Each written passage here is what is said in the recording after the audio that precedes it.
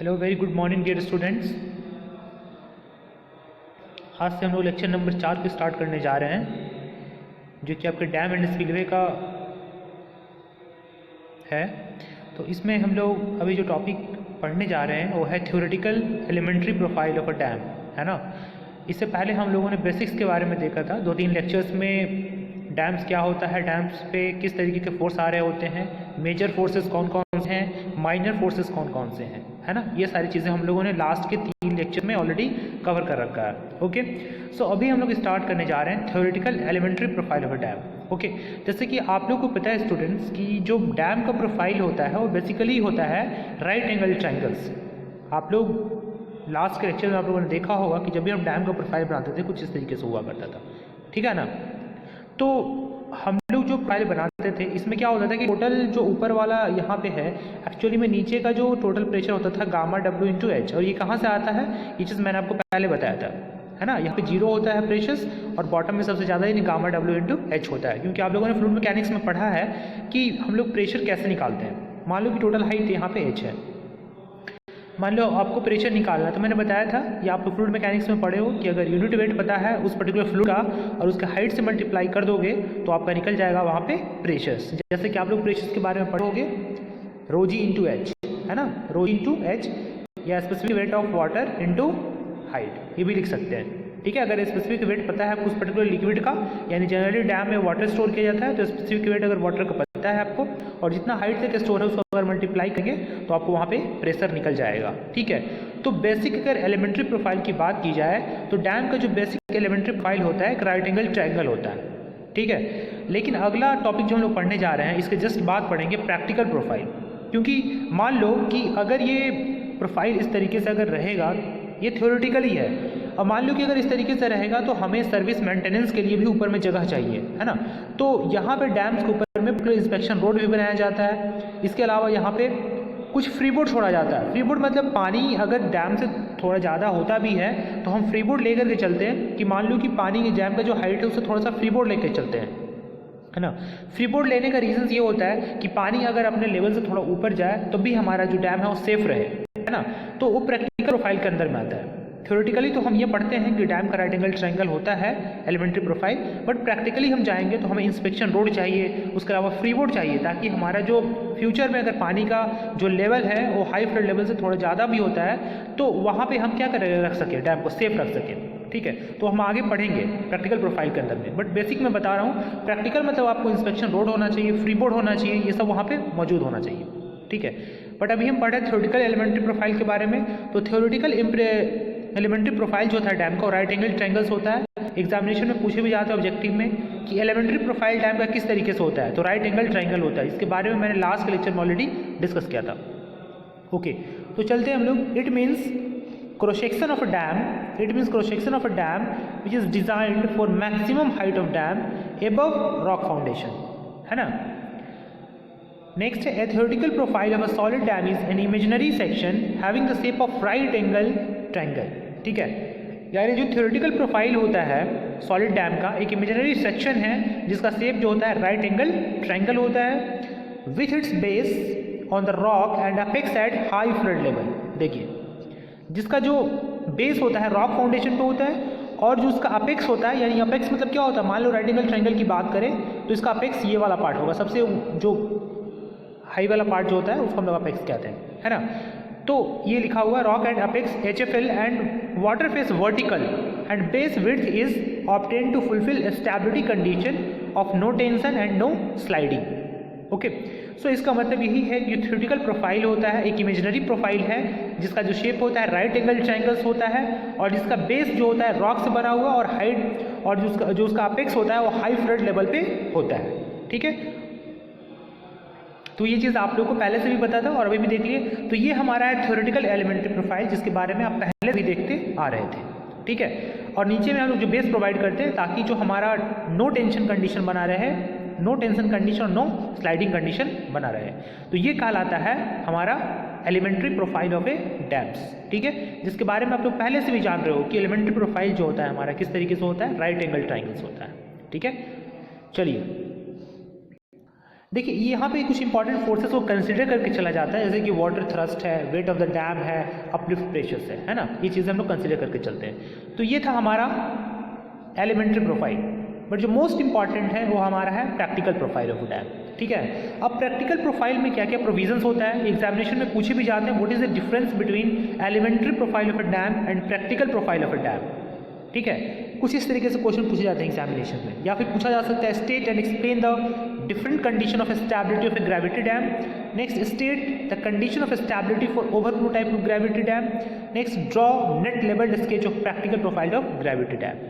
ठीक है, तो देखिए यहाँ पे जो होता है मेन डिफरेंसेस होता है कि यहाँ पे हम लोग फ्री बोर्ड को छोड़ते हैं। मान लो कि ये डैम है और डैम का जो HFL वाला पार्ट है, हाई फ्लड लेवल वाला पार्ट है, हम वहाँ तक नहीं करते, उसके ऊपर तक हम कुछ स्पेस छोड़ते हैं जिसको हम लोग कहते हैं फ्री बोर्ड, FB, है ना। तो क्या कहते हैं हम लोग, फ्री बोर्ड। तो जब भी हम प्रैक्टिकल प्रोफाइल बनाते हैं तो वहाँ पे फ्री बोर्ड का प्रोविजंस दिया जाता है। सो पहला जो प्रैक्टिकल प्रोफाइल है उसका जो मेन इंपॉर्टेंट थिंग्स है, free board to prevent water splashing to provide additional storage, है ना। मतलब जो वाटर का स्प्लैशिंग है उसको क्या करता है, प्रिवेंट करता है, रोकता है। मान लो कि HFL जो यहाँ पे फ्री बोर्ड है, जो फ्री बोर्ड है, मान लो कि फ्री बोर्ड आप नहीं प्रोवाइड कर रहे हो तो वाटर जो आ रहा है सीधे ऊपर से क्या होगा, चला जाएगा। फ्री बोर्ड रहने के कारण यहाँ पे वाटर स्प्लैशिंग को हम लोग प्रिवेंट कर सकते हैं, रोक सकते हैं। ठीक है, नेक्स्ट देखिए, जैसे कि आप लोग यहाँ पे देख रहे हैं डैम्स जो दिख रहा है आपको, ये डैम देखिए, ये देखिए यहाँ पे तो ये आपका एपेक्स मिल जाता है, राइट एंगल ट्राइंगल यहाँ पे, लेकिन इसके ऊपर भी यहाँ पे एडिशनल टॉप विड्थ को प्रोवाइड किया गया और यहाँ पे फ्री बोर्ड को प्रोवाइड किया गया है। That is a practical profile, that is a practical profile of a dams and that is very important. ये बहुत सारे एग्जामिनेशन में पूछा जाता है। ठीक है, ये याद रखिएगा। नेक्स्ट है width at top to accommodate roads.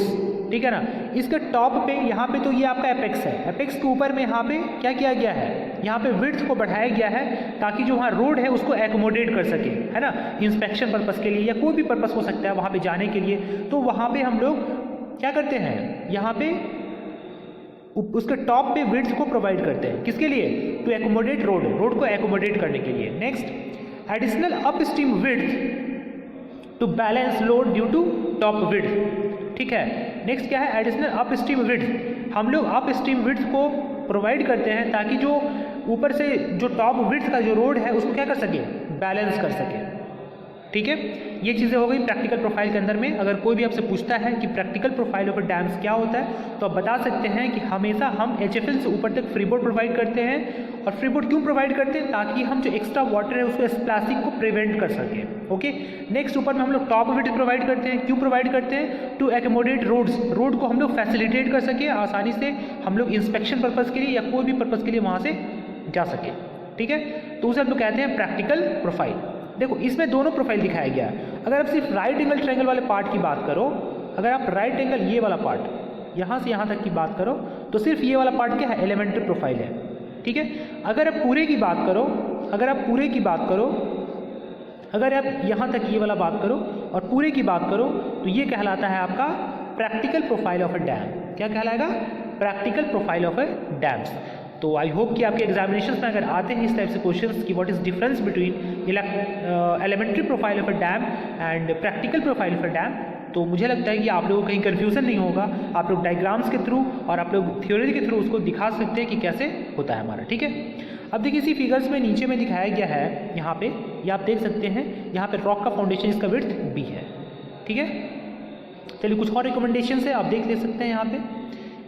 To keep resultant within, मैंने आपको पहले भी बताया था, to keep resultant within middle third of the base in the reservoir, the above that is top width and free board are added arbitrarily. ठीक है, यानी कि हम लोग रिजल्टेंट को हमेशा कोशिश करते हैं कि हमेशा मिडिल थर्ड में रहे। आप लोगों ने पढ़ा होगा थ्योरी ऑफ स्ट्रक्चर के अंदर में कोर ऑफ सेक्शंस के बारे में, जहाँ पे आपने पढ़ा होगा कि कोई भी रेक्टेंगुलर सेक्शन है उसके लिए हम लोग इसेंट्रिसिटी की value b/6, E less then b/6 रखते हैं, E less than equal to b/6।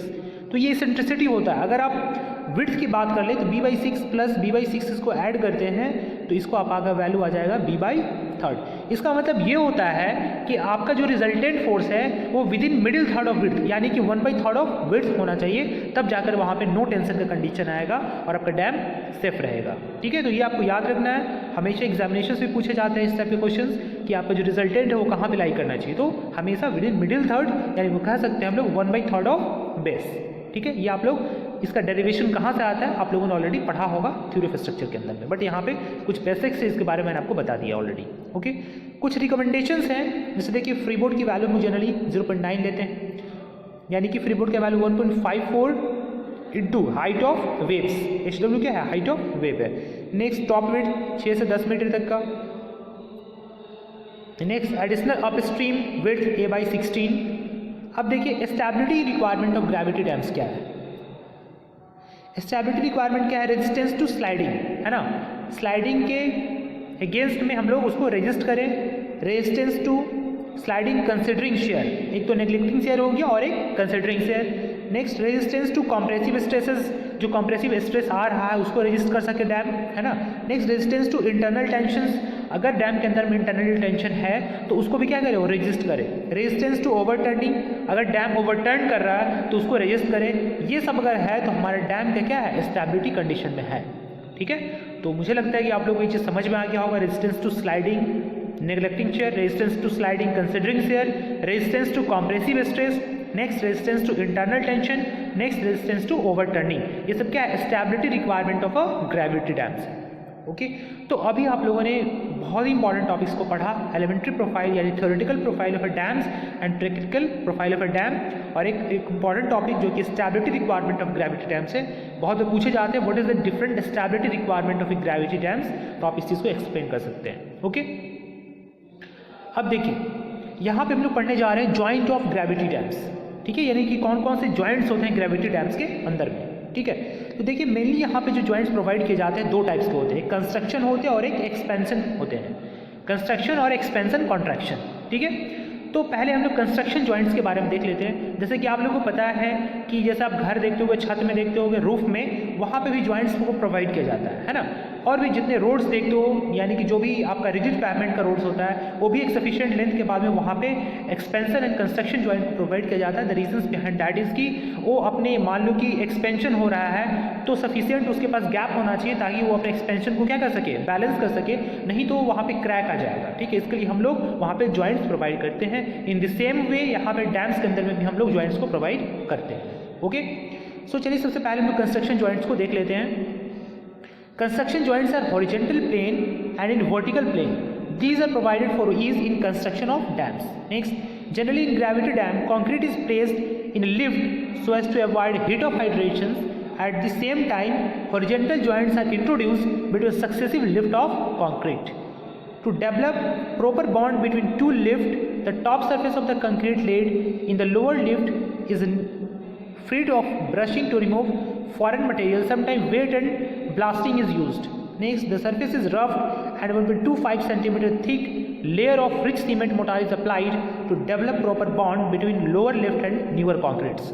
देखिए मैं इसको आपको सिंपल लैंग्वेज में समझा दूँ तो जैसे कि आप देखते हो कि जो कंस्ट्रक्शन चल रहा होता है वो कभी भी एक दिन में कंप्लीट नहीं होता है ना। मान लो कि कोई भी अगर रोड बन रहा है या कोई भी डैम्स बन रहा है तो मान लो कि कुछ दूर का कंस्ट्रक्शन आपने आज कंप्लीट किया, बट जब आप 24 आवर्स के बाद फिर कल के डेट में आओगे तो फिर आपको वहाँ पे कंस्ट्रक्शन करना है, तो वहाँ पे क्या होता है, पहले वाला जो कंक्रीट होता है ये ओल्ड हो जाता है, फिर से आपको यहाँ पे न्यू कंक्रीट को क्या करना है, जोड़ना है। तो इसके लिए हम लोग क्या करते हैं, वहाँ पे कंस्ट्रक्शन जॉइंट, यहाँ पे जो ओल्ड वाला कंक्रीट है, जो ओल्ड वाला कंक्रीट होता है उसको प्रॉपर वे में हम लोग ब्रशिंग कर करके वहाँ पे हम लोग सीमेंट स्लरी डाल करके न्यू कंक्रीट से एड ज्वाइनिंग करते हैं, है ना। तो उसको कहा जाता है कंस्ट्रक्शन जॉइंट्स। देखते हो कि आप लोग कोई भी काम एक दिन में तो कंप्लीट होता नहीं है, तो कंप्लीट हो गया तो अब पहले का जो कंक्रीट है वो न्यू कंक्रीट के साथ बॉन्डिंग प्रॉपर वे में नहीं बना पाता है, जिसके कारण वहाँ पे हम लोग कंस्ट्रक्शन जॉइंट्स को प्रोवाइड करते हैं। सो आई होप कि ये चीज़ भी आपको क्लियर हो गया होगा।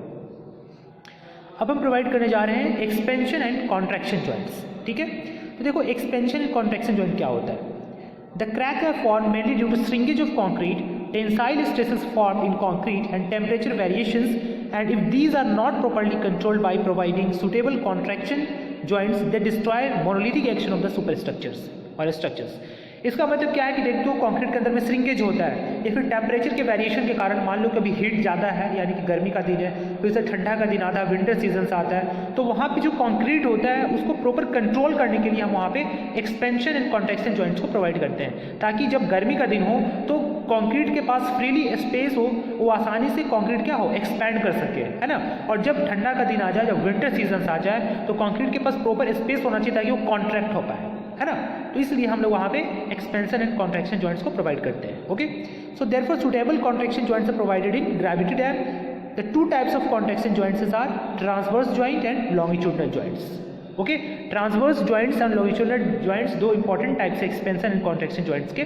तो स्टूडेंट्स, आप लोगों ने देखा कि जो जॉइंट्स होते हैं, आप लोगों ने ऑलरेडी कंक्रीट टेक्नोलॉजी के अंदर में भी ये चीज़ पढ़ा था जॉइंट्स के बारे में, एक्सपेंशन जॉइंट्स के बारे में, कॉन्ट्रैक्शन जॉइंट्स के बारे में एंड कंस्ट्रक्शन जॉइंट्स के बारे में, और यहाँ पे भी डैम्स के केसेस में इसके बारे में पढ़ना है। सो मुझे लगता है कि आप लोगों को जॉइंट्स का जो टॉपिक है वो अच्छे से समझ में आ गया होगा। आप लोग नोट्स को प्रिपेयर करें ताकि आप लोगों को कोई इश्यूज़ ना हो, ठीक है। तो आई होप कि आप लोगों ने बहुत कुछ सीखा होगा इस प्रिपेयर लेक्चर से। So thank you student for watching this session. God bless you all.